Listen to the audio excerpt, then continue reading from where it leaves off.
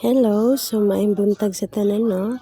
So natakaron sa balay ni mama kay magluto taog, alimango, kasag ug pasayan nga kuha nila kuya pinaagi sa bubo. Kung sa makita ninyo no, isa lang ka alimango na dira kay mao nagikuha na ako kay ang ubang alimango ilang gitaguan kay ilang ibaligya. So dira natay pasayan, natay kasag ug uban pa. Pero tulo ra gyud siya ka klase. So karon sugdan ta ang pagluto no. So una natong buhaton kay magpabukal tag ininit. So karon kay bukal naman ato nang ilunod ang mga seafoods. So careful lang ta sa paglunod no kaya sujud kay init. So una natong alimango man ilunod na dayon ang tanan. So dira makita ninyo nakapabukal na ko kay ganina ako nagpabukal gyud o ininit samtang gahinlo ko ana nga mga seafoods na. So swerte kay diri sa mo kay bisan mahalo ni dito sa palengke makuha ra na mo ni siya sa daplin-daplin basta kugyan lang nga makuha. Pero dili pud ni siya lalim kwaon no kay lisod jud siya kwaon as in. So dira maglunod lang ta og luya og paminta sunod asin para mulasa-lasa pod ang ato ang seafoods. O butangan pod nato siya og bitsin. Itak-tak mo. So man natakloban pa magpaabot lang tanong nga mubukal siya aron maluto ang sulod. So karon kay bukal naman siya tan-awon.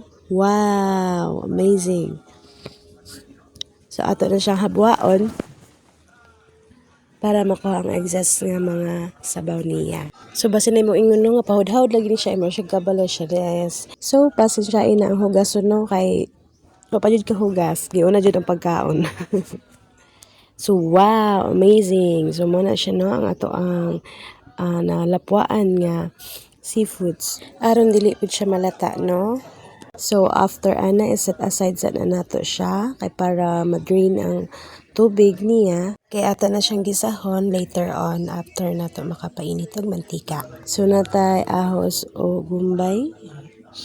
Magbutang na ta og karahay kay duluran nato na siya og mantika, ahos, onion, and then ang seafoods ato na din siyang ibutang kay para magisa na to siya before na to siya tuyuhan. So dali ra kay ang paglutoan ni guys, dili siya as in dugay kaayo. So no need na margarine, no need na Sprite para ani nga lami kay tungod na timplahan naman nato siya sa katong nagpabukal ta gibutang na natog asin ug bitsin, paminta, luya. So gabutang na ta og tuyo para sa iyahang another panlasa na pod. So base nagtaka man nga wala na ko nabutang og tubig. Actually dali ra gyud na siya maluto. So dalian pud na nimo siya og butang sa iyang mga another seasonings. Pwede sa na magic, ketchup, tuyo kay mapagod to siya dayon. So dira na time nung hapit siya napagod.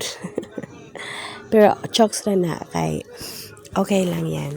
Lami man gihapon na siya. Og di pa nato kalimtan ng asukar kay mao na siya balance sa lasa sa tong kaparat o katamison ana. Kay wala man tay Sprite, wala pud tay margarine. So mana na siya ang mulasa ana nga time.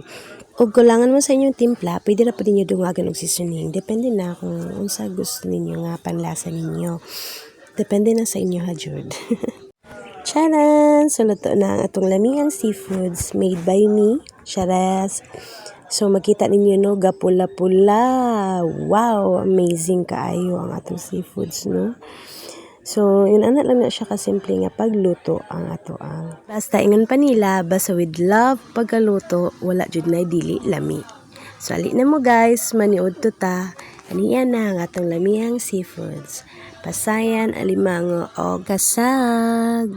Tadan! Wow! Pagkalamihan yun. So, simple lang na siya nga pagluto, guys. No? Dili dyan na siya. Daghan pag mga chiche-boreche dara. Dali, rajud kayo na siya. Lutong atin lang po. O kung napansin ninyo akong tingig no, ngalain siya.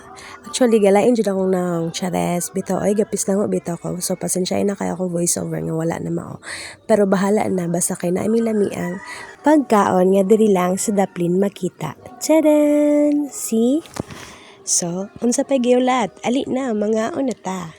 Kay gigotom na ta pag ayo. Thank you so much guys for watching. Bye-bye.